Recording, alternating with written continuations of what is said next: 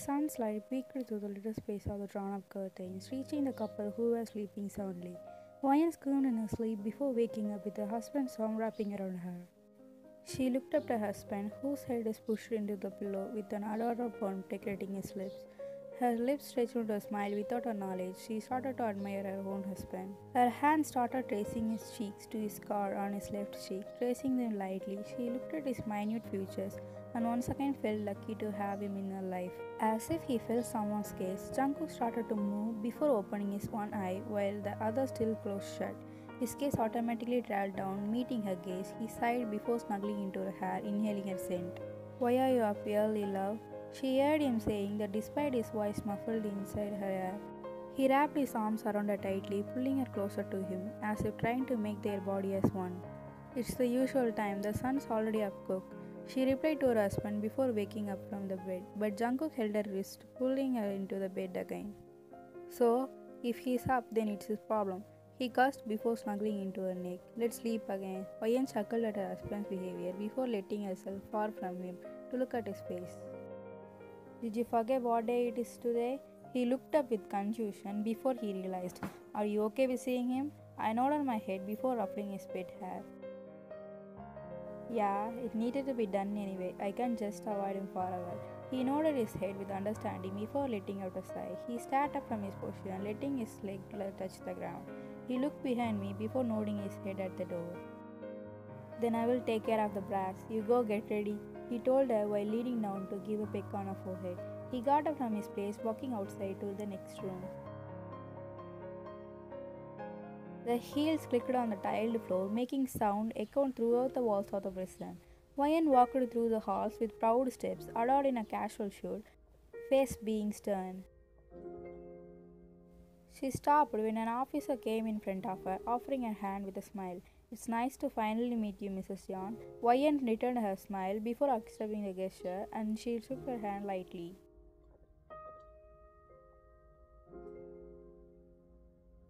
"I have read about your works and I am thrilled to know the success of your doing. It's such an honor to meet you, Mrs. Yan." "No, I did nothing but help the people to have their justice. If you need to congratulate, it would be them who stood up against the injustice." The officer nodded her head in understanding before she smiled at Wayan. "Did you come to see him?" Wayan nodded her head, watching the officer looking at her wristwatch before nodding it to her. She stretched her hand out to follow her, which Wayan did.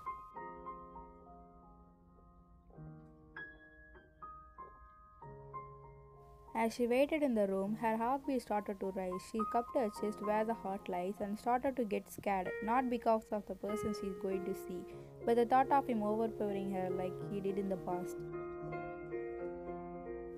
She is afraid of being afraid of him once again. But her head raised on its wound when she heard the door being opened at the other side of the glass wall. She watched the person being brought towards the chair, his hand being cuffed. He just looked at her without saying anything, making her let out a breath. She took the phone that connected to the other side while the person's eyes followed her movements.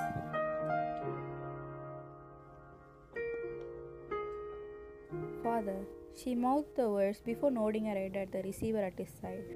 Her father, Mr. Chai, looked at her for a few seconds before taking the phone in his hold. "How have you been, father? It's been 7 years. Her dad only looked at her without saying anything, making her continue. "I know you won't say anything, but I will, since it's my duty to let you know how my life has been going." Wayan let her face rest on her palm, feeling her heartbeat calming down, no longer feeling nervous. "I have become a prosecutor of domestic violence, and my recent work became popular that every single one standing up against the domestic violence they've been receiving. It's awesome, right? I know." Wayan nodded her head at herself before looking at her father again. "And you have 2 beautiful grandchildren. It's sad that you won't see them even once." Wayan shook her head before tilting to look at her father, who now started glaring daggers at her.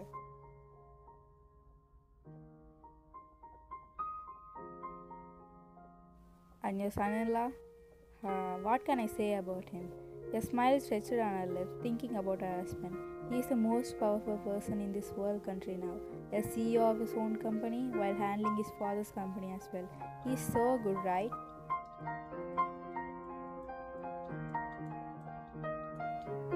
Do you think he will love you after he becomes famous? A mocking tone left her father's lips, making her smile disappear. If I need to tell you in your own way. As Yoongi instructor, Jungkook sat beside her and tried to talk to her the whole day with excuses or doubts. But to his disappointment, he got nothing but a cold shoulder from her. Jungkook felt his patience running low, but he waited for her to calm her emotions.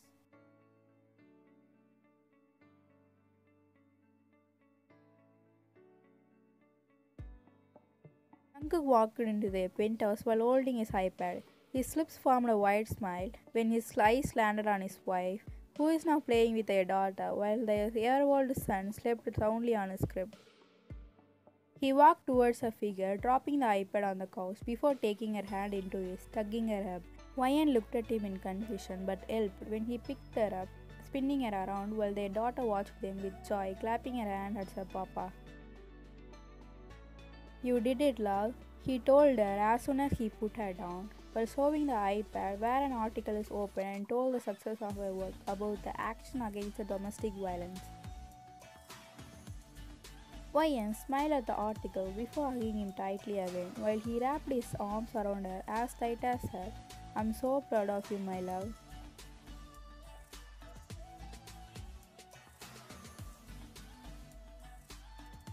"Uncle."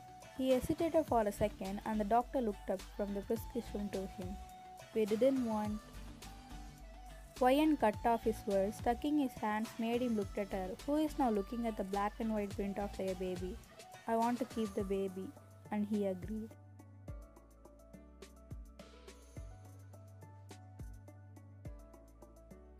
"YN, what's the law all about? Are you going to tell me or not?" Jungkook got straight to the point that made her blink before she shook her head. "Look, Jungkook, whatever happened that day, it's a mistake, so do not try anything."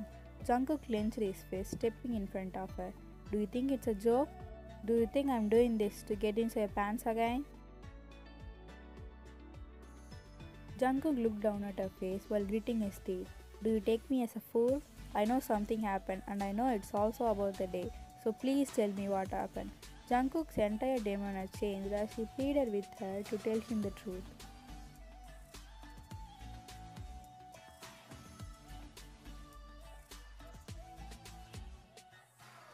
"What will you do if the baby is not yours?" "I will not let you go, YN. If I did that, I will be the biggest idiot in the entire world. And trust me, it may be sudden, but I started to like you and this little being even more. Even if the child is not mine, I will accept them as one. I will be damned if I let you go, so please let me take care of you."